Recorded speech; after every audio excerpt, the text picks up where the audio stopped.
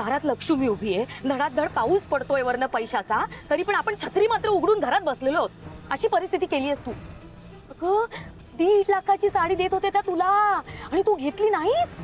वेडी आहेस का तू? अगं जगात 1.5 लाखाची साडी असते ही कल्पनाच माझ्यासाठी खूप मोठी आहे. एवढी महागडी साडी असते हे मला पहिल्यांदाच कळलं आणि तू ती साडी सोडलीस.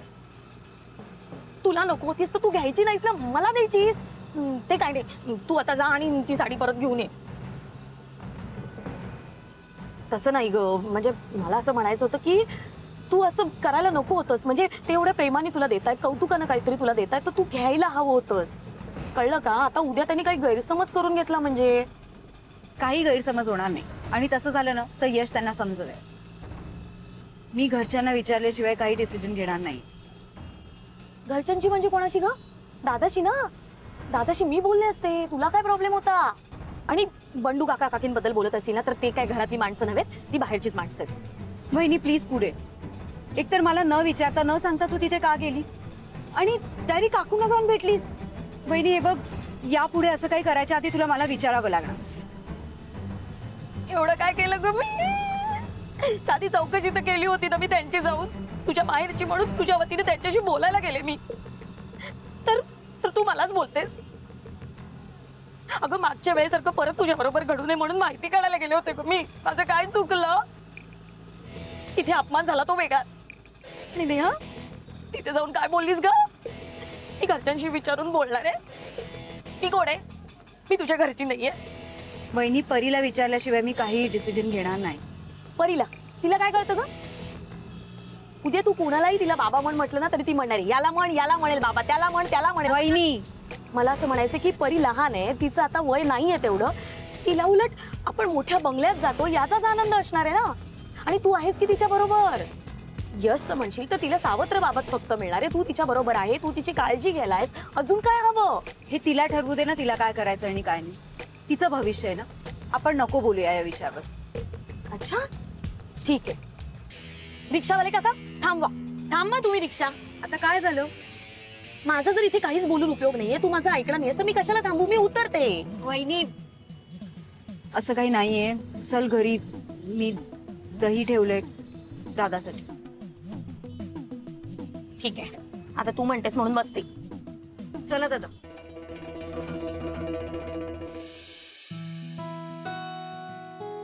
हा बरोबर. आता याला रोज पाणी घालायचं बरं का? काकू पण पाणी का घालायचं असतं? अगं झाडं की नाही सूर्यप्रकाशाच्या आणि पाण्याच्या मदतीने स्वतःचं अन्न स्वतःच तयार करतात. मग जर का पाणी घातलं नाही तर झाडं अन्न कसं बनवतील? मग आपल्या झाडांना उपाशी ठेवायचं का? नाही. घालशील ना आता रोज पाणी? हो. शाणं माझं बाळ ते. परी आई अरे माझं बाळ ते. अगं शिशी, किती चिखल लागलाय तो हाताला, तिच्या ड्रेसला लागली. नेहा अगं बघ, उतरव तिला पहिले खाली. आईला चालतं. आई किती उशीर केलास ना, मी खूप बोर झाली होती. सॉरी बाळा. सारखं विचारत होती संध्याकाळपासून आई कधी येणार म्हणून. फोन पण लागत नव्हता तुझा. बाळा मी फ्रेंडच्या घरी गेले होते ना, तर तिथे येताना रस्त्यात नेटवर्क नसतं ना, म्हणून. सोड मला खाली आधी, सोड. काय झालं सोड. बाळा? अरे परी तू एकटी गेलीस ना, मनाने घेऊन गेलीस. मी नाही बोलणार तुझ्याशी. अगं परी, बाळा काम होतं मला, मी ऑफिस मधून परस्पर गेले ना. कसलं काम? ते मी तुला आत गेल्यावर सांगते ना बाळा. चल आपण आत जाऊ. नेहा तुझं दुधाचं पातेलं घेऊन जा. हा आज तुला बरीच लागली असतील ना. परी हे घे बाळा, तू घरी जा, मी आलेच. ऐक, माझ्याकडे दे. तिच्या हाताला ती घाण आहे सगळी पर्सला लागेल तुझ्या. आले हा बाळा. नेहा परीशी बोलायच्या आधी मला तिच्याशी बोलायला हवं, नाहीतर बया घोळ घालून ठेवायची. नेहा काकूंकडे गेली की परत लगेच काही यायची नाही. हा चान्स आहे. मामी चल ना लवकर. अगं हो, चल आले. हा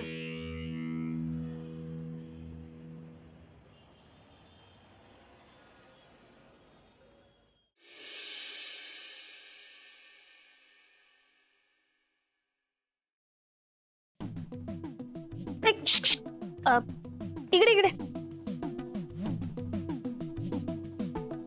काय ग तुझी ही अवस्था? किती घाण लागली तुझ्या कपड्यांना. हा नाही आहे मामी, माती आहे. अगं हो तेच ते, म्हणजे बिकायटीच लक्षण आहे ना शेवटी. हे बघ परी, आता मी सांगते ते लक्षात ठेव.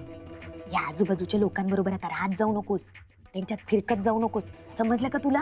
ह्या एवढ्याशा घरात अशा बंद बंद खोलीत राहतेस ना, म्हणून तुला बाळा इंजेक्शन घ्यावी लागतात गो.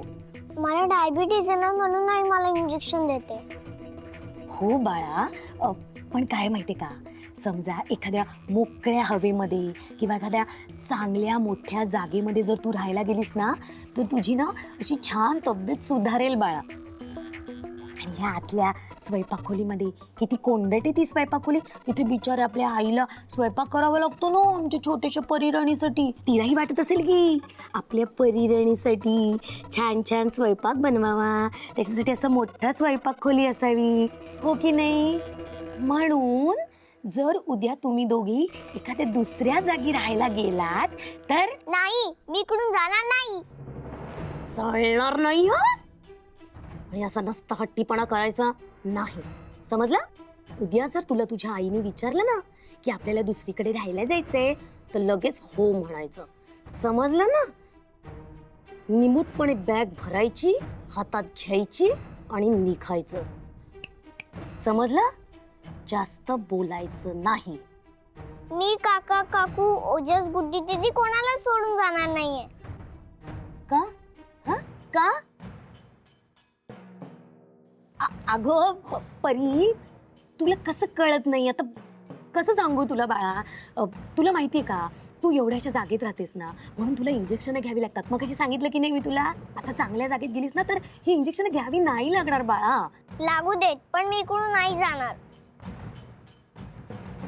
सोनं लागलंय का ग या घराला? हा, काय सोनं लागलंय? तुला आमचं घर आवडत नसेल ना, तर तू नको येऊस.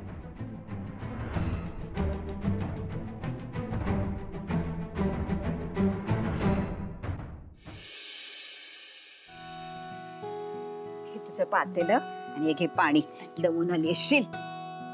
आज ना बिल्डिंग मध्ये तुझ्या खिरीची चर्चा होती बघ. परीला खीर खूप आवडते ना, म्हणून केली होती. 4 डबे भरून विरजणही लावले, तुमच्यासाठी पण लावले का? तरी अजून दूध उरलंच आहे. मग मी ना आता उद्या दही वडे करते, तेही तिला खूप आवडतात. हो, मला मला बोललीस? मला बोललीस तू? आईने काय शिस्त शिकवली नाही का तुला? आम्ही इंजेक्शनचा हात आहे. हो का? आता अजून 4 इंजेक्शन मिळणार तुला? मामीला उलट उत्तर दिलंस ना?